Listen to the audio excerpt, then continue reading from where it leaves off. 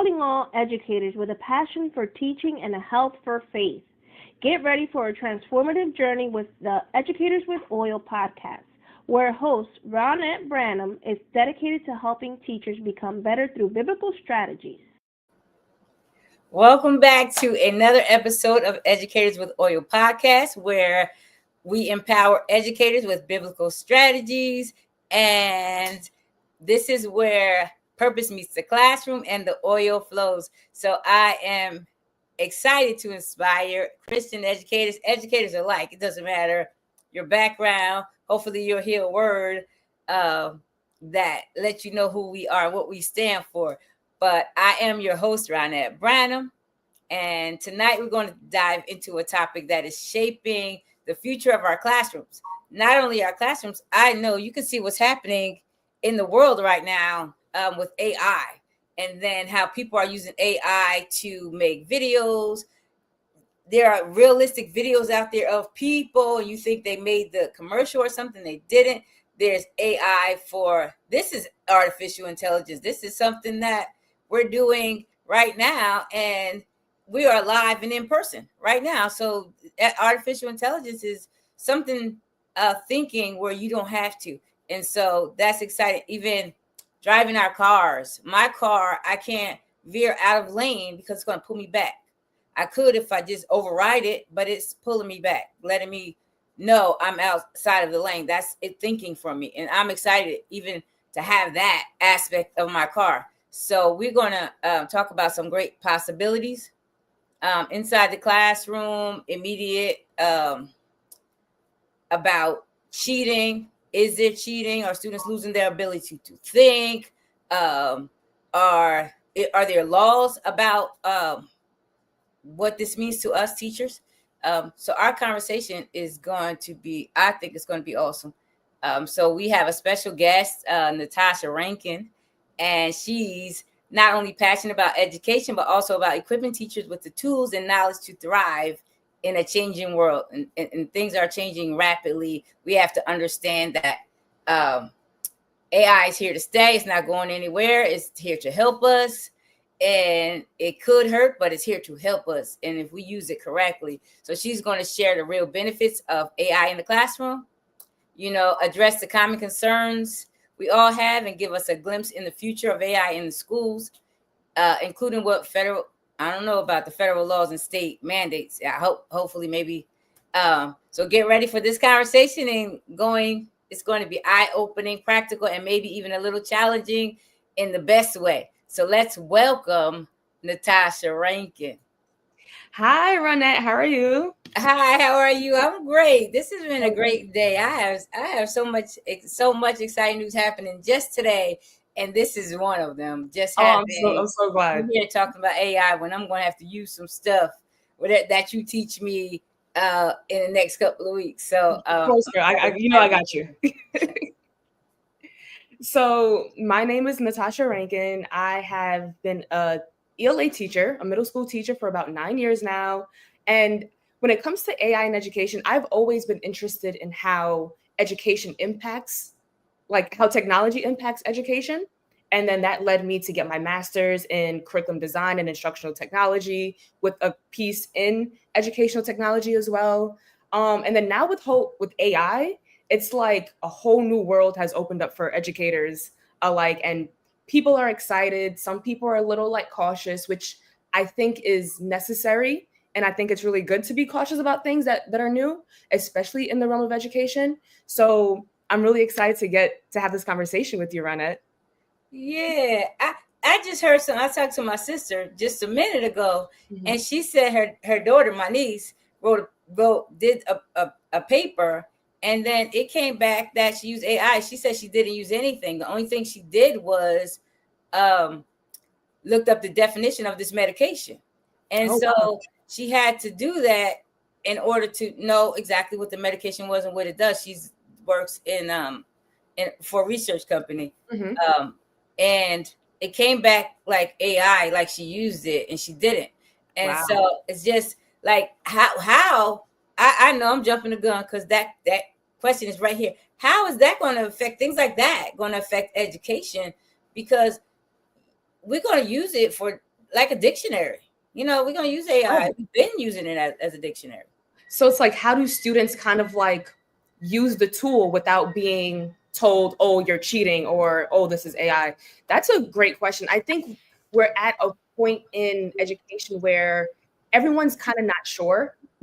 If I'm being completely honest, like when I talk to different educators, they're not sure because we use it, but then if a student uses it, what does that look like? So when it comes to cheating in AI, because I know that's like a big topic that we're speaking about, I've always thought about it like cheating has kind of always existed, and I don't think that it's something that we can completely get rid of. However, I do think we can kind of combat that with teaching kids how to utilize it, and then teachers getting on board with like, okay, when is it okay for students to use it? When is it not okay for students to use it?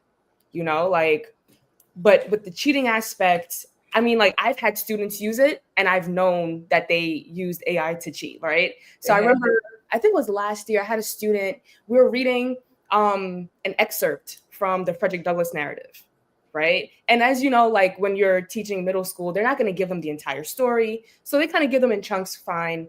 But the student, he turned in an assignment, a written assignment that included characters that were nowhere in the excerpt. And I was like, hold on. And then I'm asking the student these questions and he's unable to answer these questions. So I'm like, okay, you used AI for this, right? So it's kind of figuring out when is it okay, when is it not okay. I think that using it for like definitions and like to help you get your thinking started, I personally think that's fine. But to do an entire assignment for you, that's where it's kind of, it gets a little, the words get a little murky there, you know? Yeah. You reminded me just now. You said that when I was in college, the first time we had I don't know if it was a literature class or something or English class, but they had something called Cliff Notes where it had pieces of the story. So professors wouldn't ask us questions that you could find in the Cliff Notes. It had to be something that was outside of Cliff Notes. So we would use the Cliff Notes thinking we were prepared, and then we come back, we didn't have the answers because we didn't read the books. The books were, literature. And so we didn't read it. And so we could have answered questions, but we had Cliff Notes that we studied. And she made sure she didn't ask us anything that had to do with that. So that sounds like something that reminds me of that. We were ready to cheat. Or I wouldn't even call that cheating. That's just like reading parts of the book that's in something else. And so we would use that because it would be like a summary. And we weren't allowed to. And that was way back when in the 90s. And so, that's and just now funny. It's at like the flip of a switch. And I think that's what scares a lot of educators. It's not that like you're saying, students have always tried to figure out ways to help them academically, whether it's cheating or finding the Cliff Notes, whatever it is. Now it's just, I think, the speed at which students are able to get this information, speed and accuracy, like, and I think I can see why it's frightening because then it makes you start thinking about, okay, what happens to like critical thinking and what happens to these other things that we hold so dear to us. It's like, it's turning everything on its head. Yeah, it's exciting. And it's like, it's exciting because like I said, I'm looking up cars. My daughter's car can drive itself. Like it can drive you.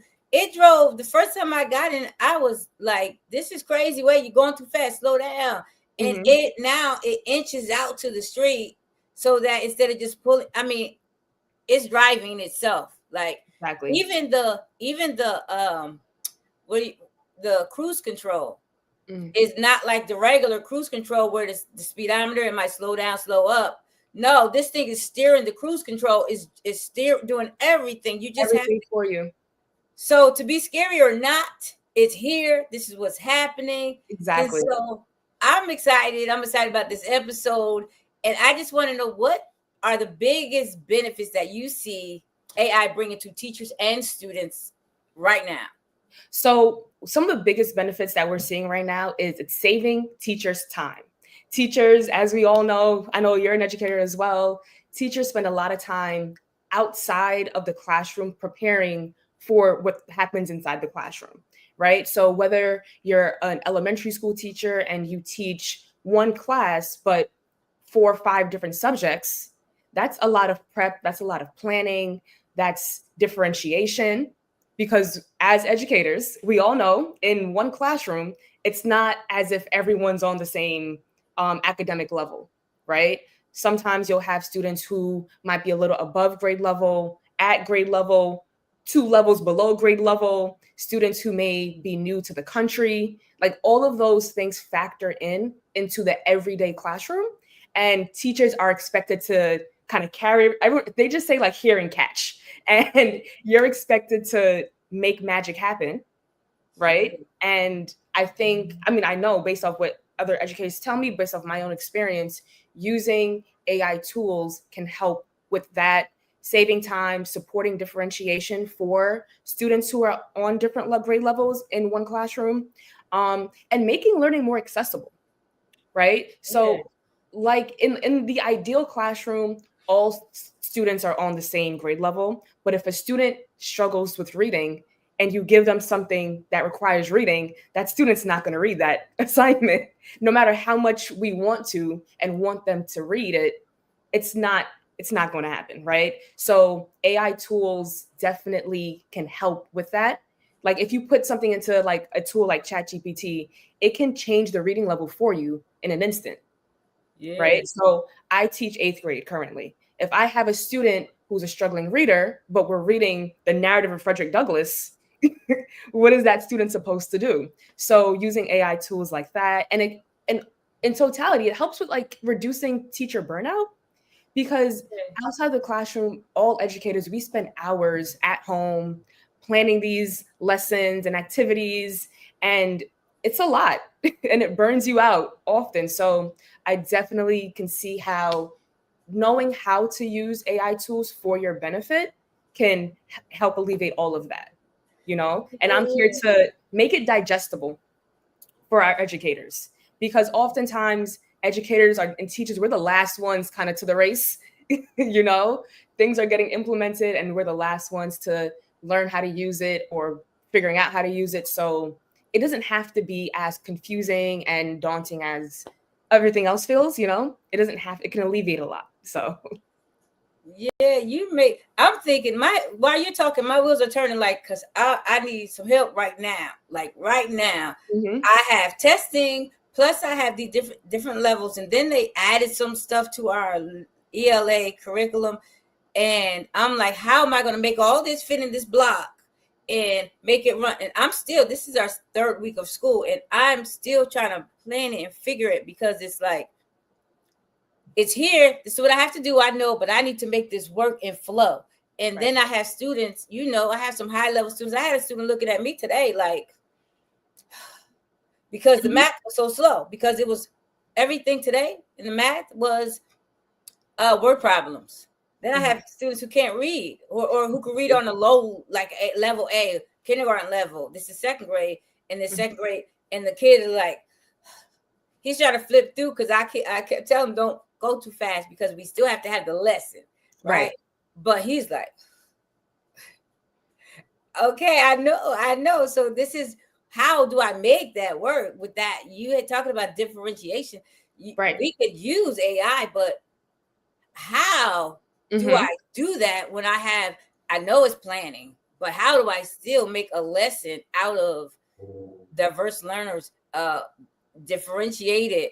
Because that's a whole task by itself. Exactly, right? So in a situation like that, you said, what is that, 3rd grade? 2nd grade. 2nd grade, and a student struggles with reading and they have to do word problems, right? So oftentimes in education, people outside of education don't see how these skills affect them in all their classes, right? So it's like, okay, if a student struggles with reading, maybe math would be better, but when math throws in those word problems, that student is stuck.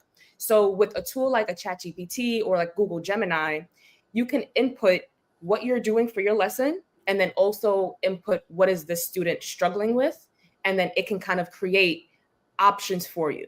Now, when it comes to, and I can even show you an example of that in a second as well, but when it comes to AI tools, one thing that I love to explain to teachers, because oftentimes teachers feel like it's taking away their creativity. But in reality, I see it more as like a thought partner, a thinking partner, and it gives you ideas, but you're free to make edits and change it and do all these things to it as well. So there's an example. So when I give my like workshops, I like to give the educators that attend realistic case studies that they can utilize AI for, and how to create prompts in order to get a solid result, right? So if you are familiar with tools like ChatGPT or Google Gemini, yes, you can input technically whatever you want, right? Yeah. And you will get back something. But the key is it's the product that you're putting in, the input that reflects the output. And putting something solid and that's informative into this AI tool will increase the likelihood that you like what you get back. Mm-hmm. So let me see if I'm able. So I'll give you an example. So when I give my workshops, did I freeze? No, you can. Okay. Did I freeze? Oh, no, I thought I froze. Uh-uh. So when I give my workshop, here's an example teaching scenario. Okay. Miss Torres is a 7th grade English teacher. She has taught 2 lessons on identifying central idea to her students. Based on a classroom assessment, she realizes that 5 students were not proficient in that skill, right? And that's something that we're speaking about, teaching a lesson and students are not proficient, whether it's in math, ELA, science, etc. So if I switch over, let me see.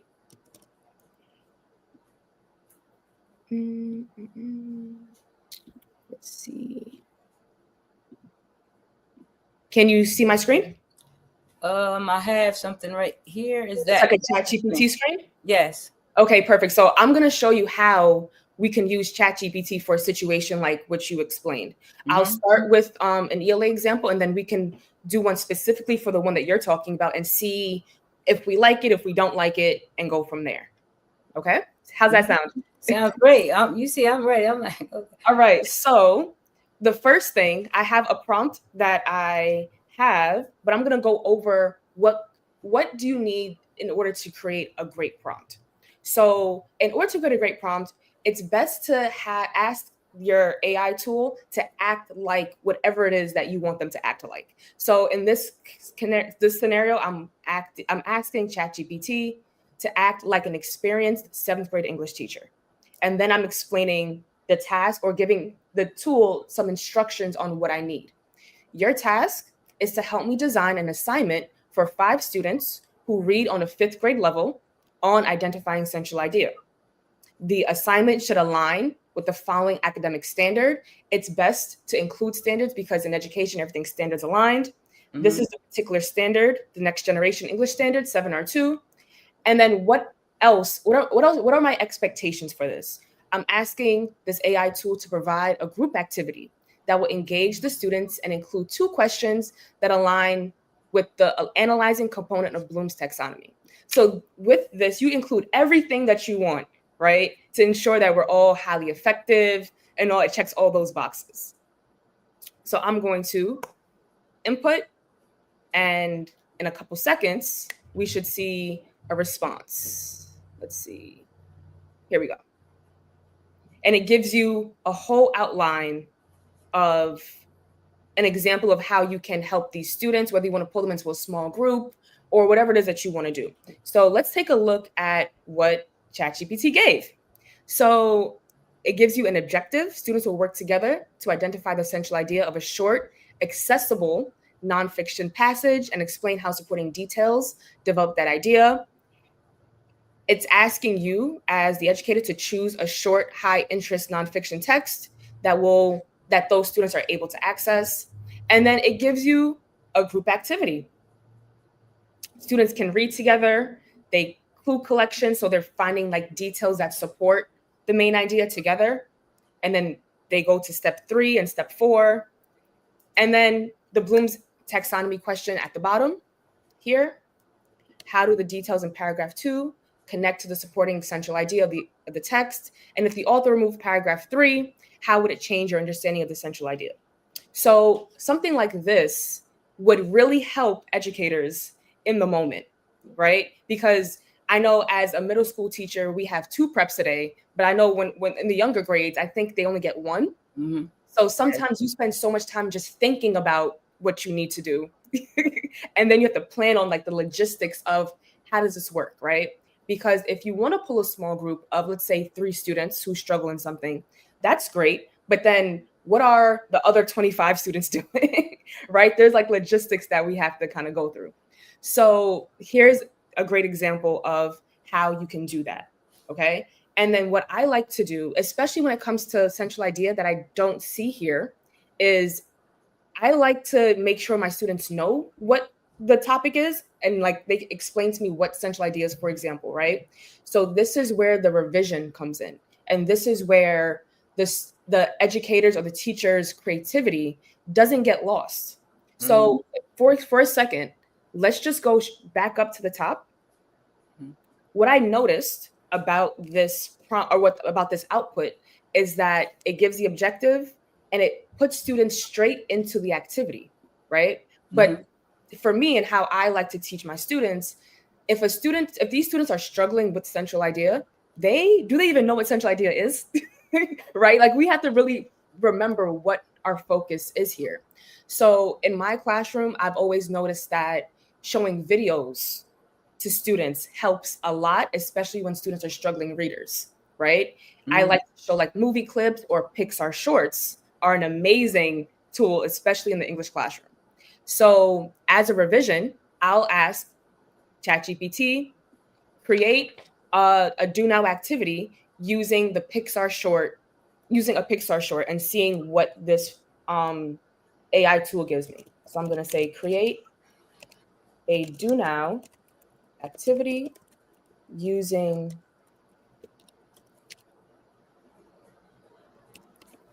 Pixar shorts to ensure students understand central idea. Because if I do this activity with them and they have no idea what central idea is still, then I know I need to do some more work before we do this group activity. Yeah. Right? So let's see. So it gives us an example do now activity using Pixar shorts. So they give us For the Birds, and For the Birds is a very, very popular Pixar short that I personally love using because it doesn't even have any dialogue. It's all action. So it's easier for a lot of students to pick up on that. And it gives you everything you need. So again, it's quick. You're able to utilize your creativity. If you want to add something, you want to take away something, you got it all that you need in a couple seconds. Oh, I love that. I don't know if my principal's watching, but she needs to be watching, right? She said, I need you to show me this chat GPT. Okay, because I love the fact that you added some things because you liked what it gave you, but you needed more. And you because we're educators, we know exactly what we need, but it's time consuming. But okay, can you add this and that, and then you can change it and make it personalized to your classroom. I love this. I mean, this is amazing. I'm working on a presentation, a workshop, because I'm here. I'm want to take down notes, but I don't know how I will look jotting down notes right here. But but I'm working on a workshop too, and I needed some images, some graphs. I know I could go back and take some time to make some graphs. And why am I doing that? That's going to free me up. Put this in. I need a graph of this right here. Put this in, and it came back, and it's amazing for my PowerPoint. Exactly. And you have more time to spend doing the other things that you have to do. So it helps alleviate a lot of time stress, And I know you mentioned that, and I want to give you something too that will be helpful for your class, because you mentioned math, right? So can you give me a little more information? So you said second math, right? Oh, yes. So it's word problems, and it's like you have to understand if it's a subtraction or addition problem. So it would say, Brian has 5 more pencils than Edna. Edna has 12 pencils. How many pencils does Brian have? I forgot the numbers. Right. But something to those effects. Like that. Yeah. But you have to be able to read at that grade level in order to read it. So I'm reading the questions. So that's what it is. And that's math. The whole day today was word problems. Right. So let's try this. Act like a second grade math teacher. I have a student who struggles with reading, and we are going over word problems. Is it only one student, or are there more than no? One Several. Mm-hmm. So let's say 3 students. Okay, yeah. 3 students who struggle with reading and are going over word problems. Anything else? Like we want them to be able to still complete the skill, right? Right. To define if it's addition or subtraction, and then what's the math equation. Okay. Create a small group assignment that focuses on addition and subtraction. Mm-hmm.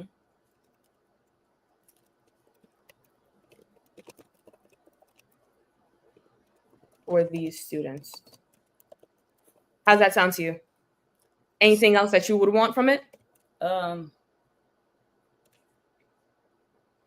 Well, they have to be able to they have to be able to define if it's subtraction or if the equation is going to be, if the equation is addition or subtraction, because it might say how many fewer, how many more. It may say how many altogether, that kind of thing. That's a lot.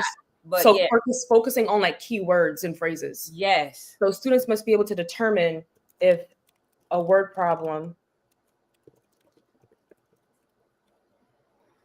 requires addition or subtraction based off of the language used. Let's try that. All right, let's see what it gives us. Add or subtract detectives. I love the titles that ChatGPT gives. Kids are always a detective, and I love it. So let's see. Students will read simple word problems and determine whether they need to add or subtract based on language used. Then they solve the problem. So what it's suggesting is word problem cards, a whiteboard or paper, dry erase markers, and a keyword chart poster with addition and subtraction clues. Okay.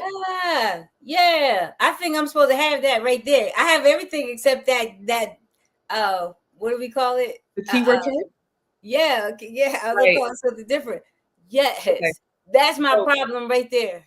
Okay, so you see how quickly, so you may not need a full differentiated lesson, but it gives you ideas that you can implement. So it's like, oh, I didn't have that. So if a student struggles with reading, that visual, we know visuals are key in education. That visual helps out a lot. It gives you a warm-up. You give oral examples. Right. There are 3 apples on the table. Mia brings 2 more. How many apples are there in all? Listen for in all. Addition. So it's guiding them that way. I hope my principal's not watching. I said I hope she's watching. Now I hope she's not watching because I don't have that anchor chart. I mean, I know I'm supposed to have an anchor chart because that's what we were struggling with today, and I didn't have an anchor chart because it would have made it all that easier. All that much easier. And then you know what too, when it comes to like anchor charts, it's great to have it for like the entire class, but specifically for students that struggle. My ELA team in my building, we created like a toolkit on like a ring binder for those particular students, so they have easier access to do it. Or sometimes we tape things on their desks so they can always access it. And then it gives you shorter word problems that you can use, extension activities, and then tips for success. Okay. All right. My problem was just the anchor chart.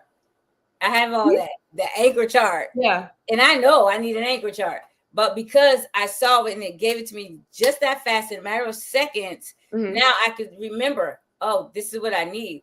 And that's easy because you make the anchor chart in front of the students with the students. Exactly. It's not like you put an anchor chart up and then they have to guess. No, we're going over it. So that's wonderful. That's wonderful. So you take what you need, you leave what you don't. Right? It's not as if these AI tools, in my opinion, at least, I can stop sharing, are like an end all be all. These are the answers, and we have to listen to everything these things say. I still see the need of having our own critical thinking skills and bringing our own expertise to the table, because end of the day, we are the professionals, right? So utilizing our knowledge to help us utilize this information so all students can succeed. Right.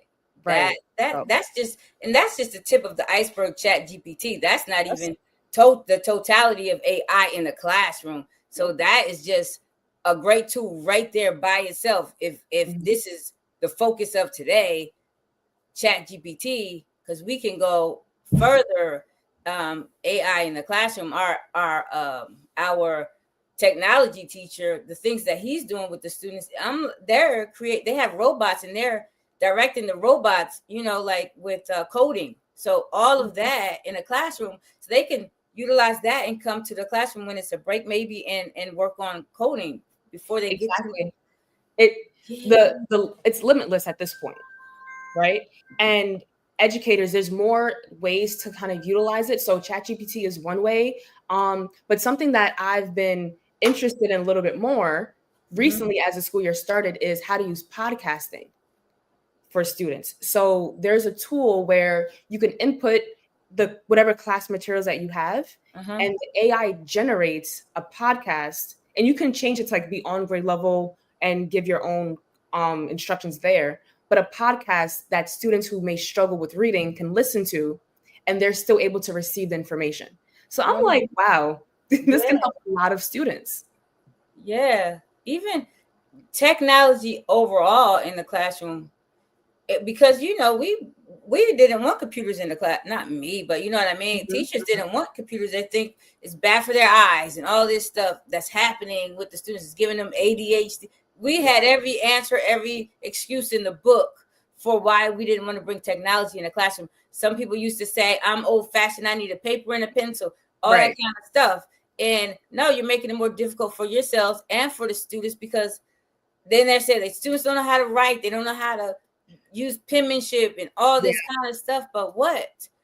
I don't know about you, but I've been signing everything digitally lately.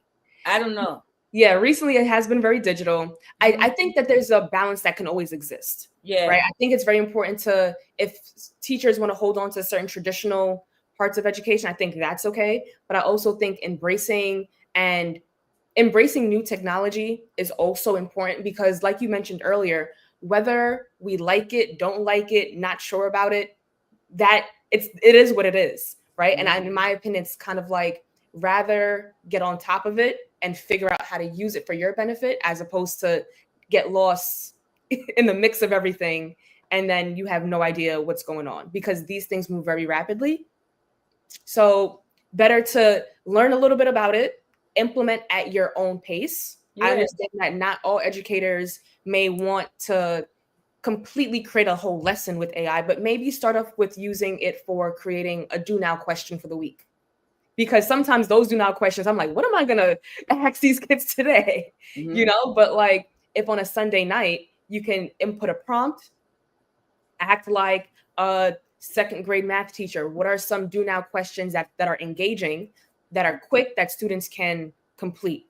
And it'll give you some answers. So that's one less task, So I think easing your way into it and finding your own comfort level, right? So podcasting is at a different level. Like you mentioned, the robotics, that's a whole nother level. Yeah. So if it's just do now questions or discussion questions for your higher leveled group, whatever it is, just like easing your way into it, I think is how educators could handle it and address it.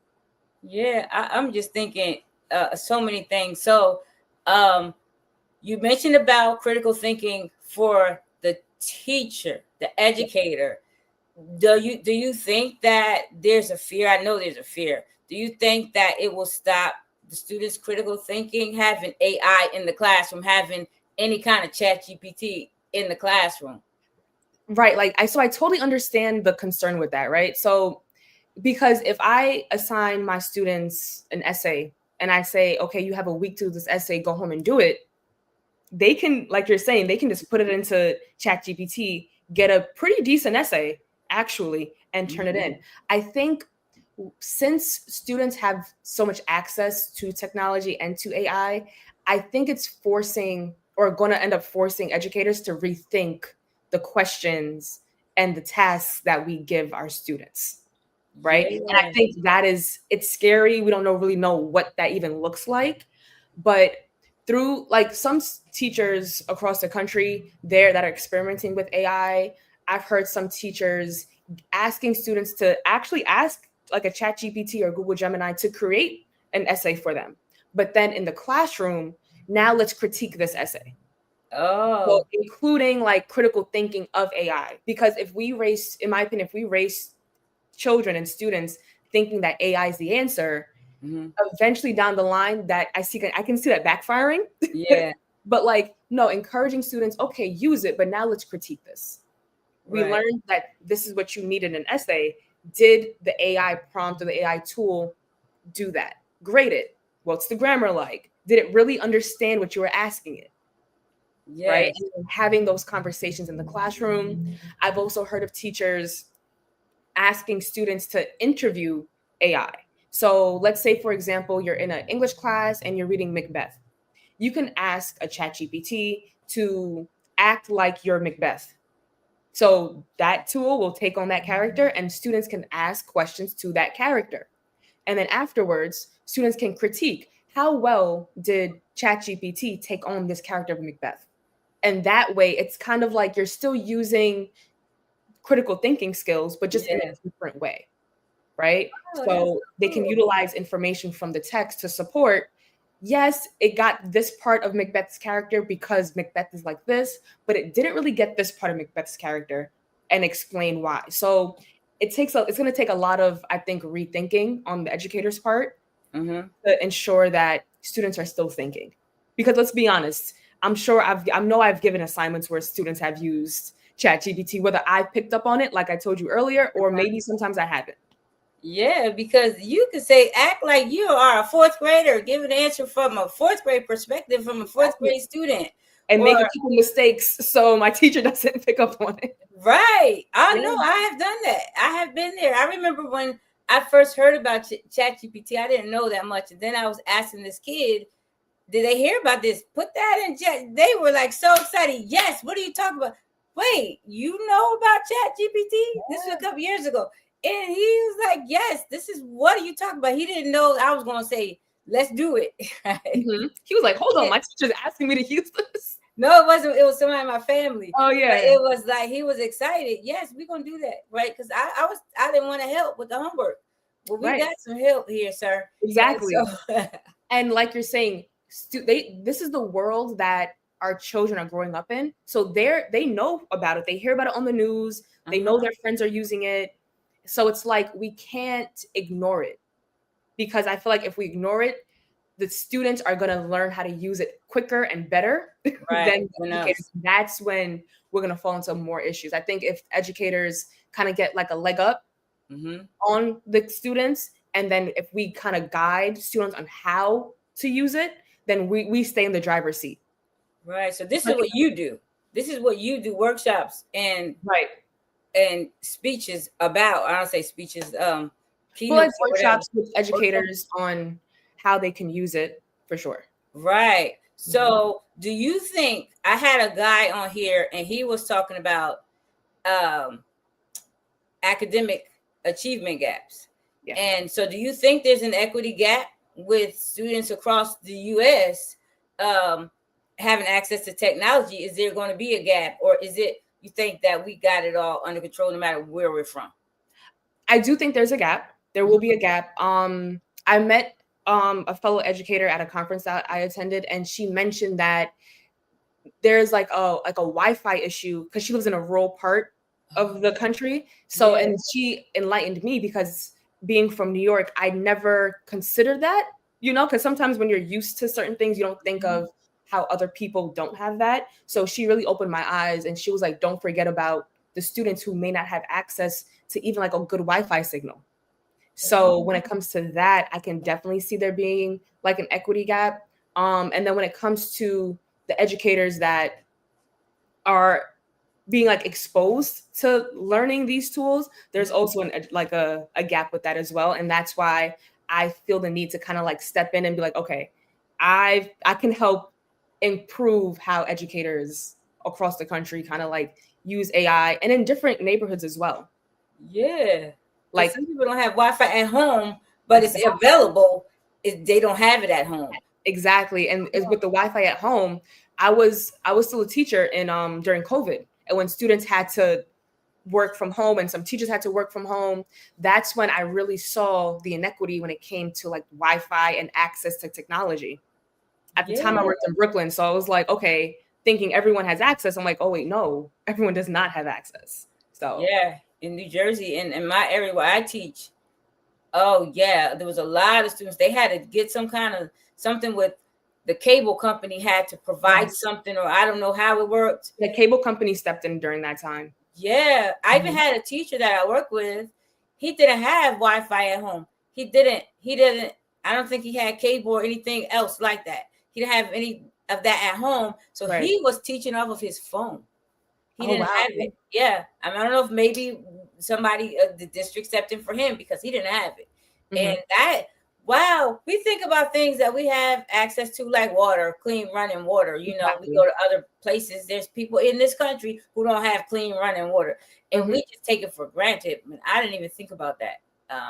Yeah. So, how do you see AI shaping the future of education in the next 5 years? I mean, in the next 5 years, I feel like it seems like it's a long time, but I think it's going to go by really quickly when it comes to like AI.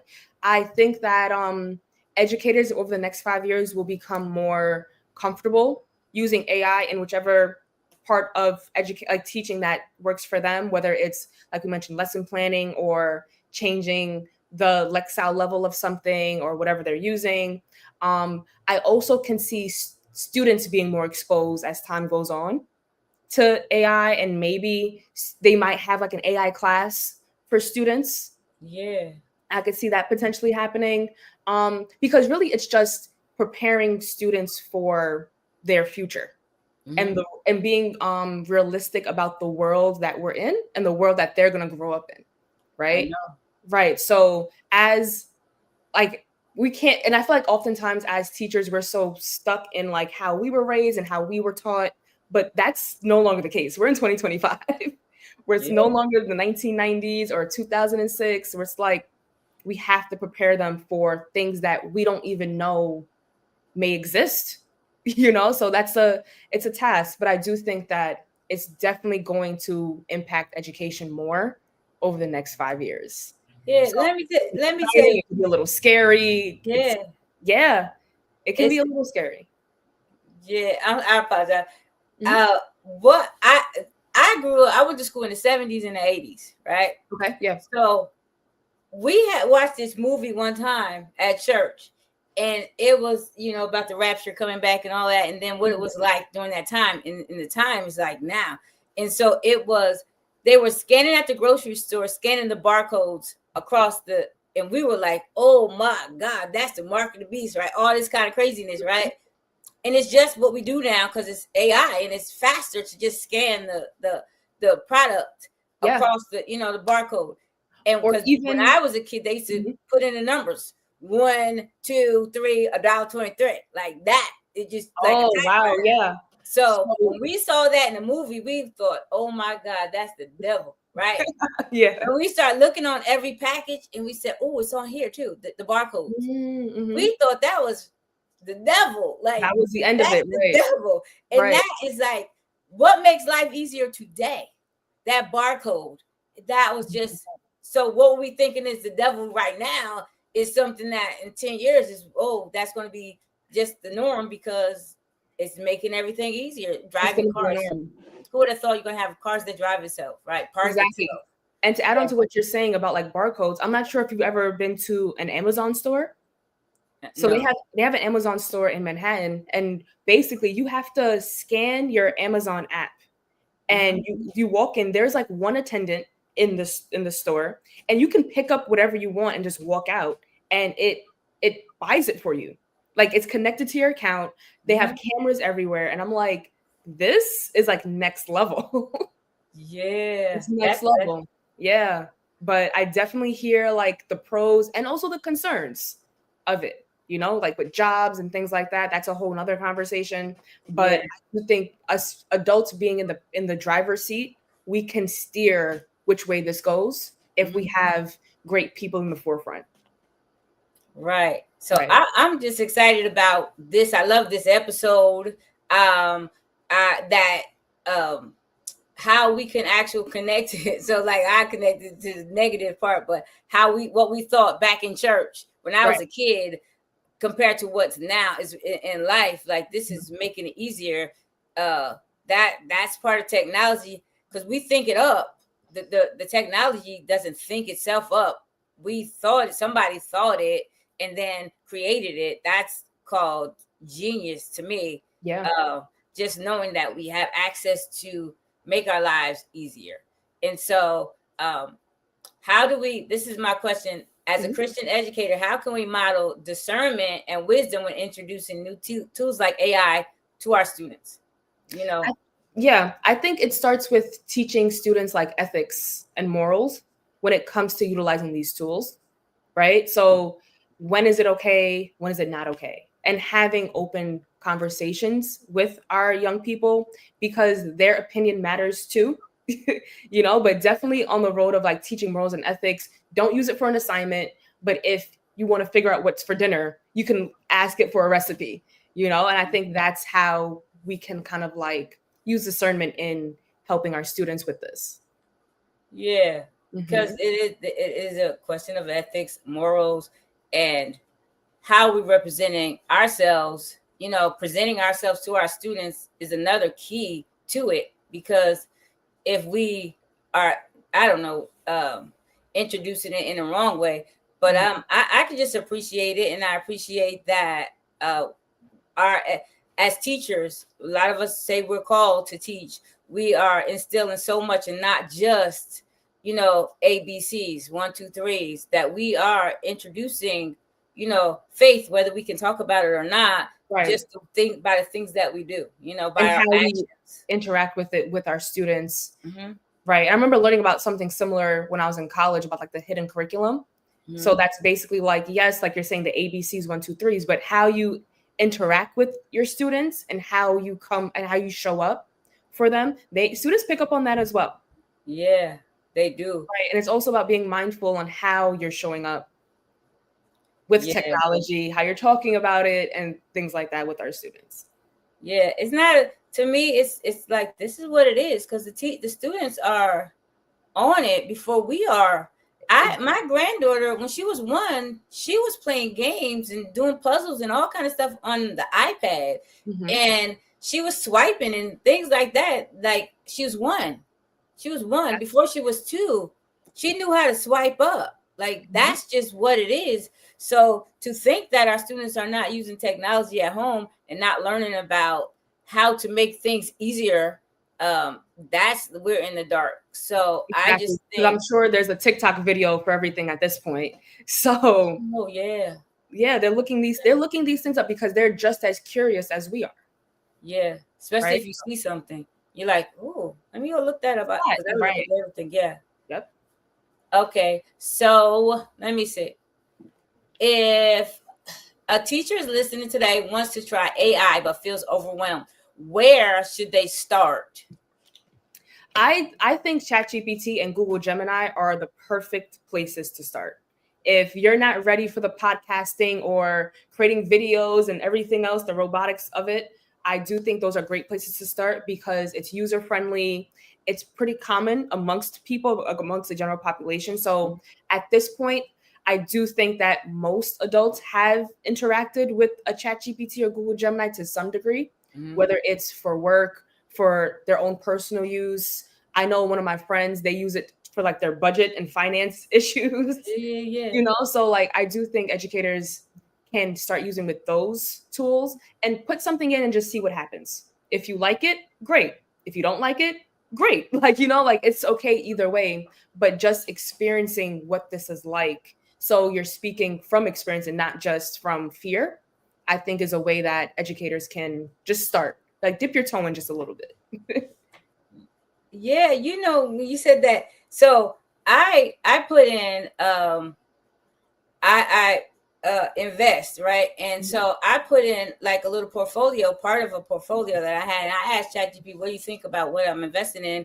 Is it a good idea what I have? And they were like, well, you have a lot of technology, but this right here, I need you to like focus more on this, because it was like a mutual fund. And focus more on that. And I was like, oh yeah, all right. I put some more money into it anyway. Yeah. But prior last year when I asked it some questions, it said I am not a financial expert. It wouldn't answer anything. But this day I put it in like a little portfolio, and they analyzed it. So that's something we could use for grading. Well, look at these grades of this test. What do you think is happening with my students? Do I need to focus more on something? Anything like that? Yes. And I know a lot of websites, now that you're saying that, so my school, we're really big on using this platform called IXL.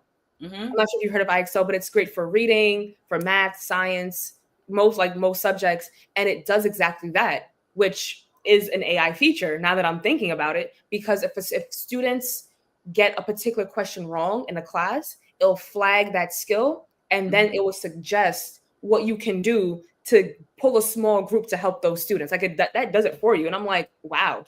Yeah. Yeah. That I hope somebody heard that. Somebody go back and listen, because we have to grade test on paper if that's what we're doing. I like online, but if that's what we're doing, then we still have to say, well, all these students got this question wrong, or these 3 questions wrong. So now we have to go back and regroup. So that's called making your life easier. Right. Because typically we would have to look at data on our own.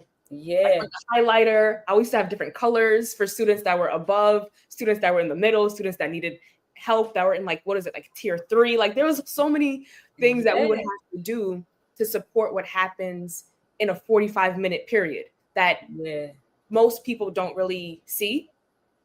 But those are all the tasks of an educator. So it can absolutely help with organizing data, helping you understand data, like student data. But when it comes to data and privacy, I do want to add, we have to be mindful on how much information we are providing these AI teachers, especially when it comes to students. Like, never any names, nothing that's identifying factors of them, just like a general student A or 3 students struggle with this standard, this skill. Yeah. Well, like you said, the programs do it already. Right. If you're testing, I have one with our math, and I group these assignments, and it says, if they're struggling, go back to this remedial work right here. If they're not, they don't need it. And so that is built in a lot of our programs now. So that's good that you mentioned that. So we're going to wrap it up. We could talk. This could be a whole other episode. It can be on grading part 2 and assessment. You think I'm not gonna call you back? Well, yes, I am. So real quick, I just have 3 questions for you to take us out. And one is your favorite AI tool for teachers or educators right now. So right now, my favorite tool is Google Notebook LM. Google Notebook is where I was speaking about before, where you can make like a podcast with the materials. So I'm really exploring that for all of my students struggling and students that are above. Oh, okay. You say Google. Say it again. Google Notebook. Google Notebook. You just type in Google Notebook and you'll see it. You can input your slides. You can input any websites or any readings that you're doing in the class. So if students struggle, they can at least listen to an audio to kind of help them at least understand what's going on, and then you can help them from there. Oh, yeah. Okay. One word to describe the future of education. Exciting. It's exciting because we have an opportunity to really help the students who need it the most. And my purpose and the reason why I do this is to help the students who struggle the most, because oftentimes those are the ones who kind of get looked over, so it's like we have a tool that can really change things. So utilizing it to its best potential is where I see education going. Yeah. I like this. And I I have a couple, but I'm going to give you this one right here. If you could have AI take over one teacher task forever, what would it be?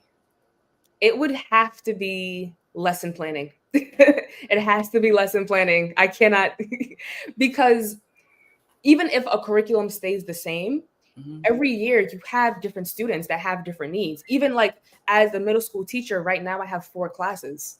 So that's 4 classes. Yes, it's the same curriculum, but those are 4 different groups of students that you need to cater to. And that planning does take a lot of time. So I would definitely say lesson planning and differentiation. Oh, that's perfect. So I just want to thank you for Thank you so much. joining us. I really appreciate it. So you want to tell us how to find you? I put it in the comments on YouTube.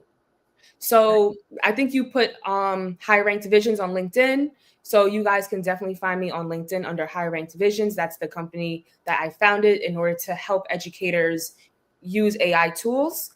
Or you can also find me on LinkedIn under Natasha Rankine. And I think my name was... Okay, I'm going to put it back there. Okay.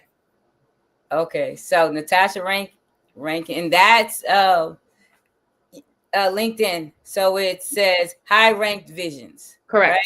Yes. Okay, let me find this so we go out with it on there. Right? High Ranked Visions. I appreciate you. This was fantastic because... Thank you so much for inviting me on. Yes, we just touched a little bit. And then so everybody look, save the date March 7th. I'm doing some things on the 7th of October, which is exciting with my district, doing a workshop 3, actually. It's the same workshop, October 7th. If you work in Trenton, choose my workshop. That's going to be for the multi-language learners. And then November 7th, everything is a 7. I don't know what's so great. That's something. That's the lucky number. Yeah. Completion, I think. The number of completion. And so November 7th, I'm going to be at NJEA convention, and I'm going to do a workshop on the same thing, multi-language learners, right, at the convention. And then March 7th, you're going to look for our own Natasha Rankine. She's going to be facilitating a workshop at Educators with Oil Conference. Yes, so we're excited about that. It's going to be in Somerset, New Jersey, right here in my town. It's exciting. So these 7s, number of completion, and 777. Yeah, that's that. When you see people playing the slots on TV, that's what they're looking for, right? That's the winner. Yeah, that's exciting. So thank you again, and remember to get that Educators with Oil journal on Amazon.com. Do you have any books? Not for AI, but I am working on one. So stay tuned. Okay, it doesn't have to be for AI. You can talk about it real fast when we leave. But I'm excited. So, all right, take care. Thank you, and have a blessed rest of your day, everybody. You as well. Remember to like, share, and subscribe. Share with another educator. Thank you. Subscribe to Educators with Oil podcast on your preferred platform and join Ronette on this mission to empower teachers through the wisdom of the Bible. Because when biblical strategies meet the classroom, extraordinary teaching happens. Educators, let's shine a light on our classrooms. See you on Educators with Oil podcast, where teaching and faith unite.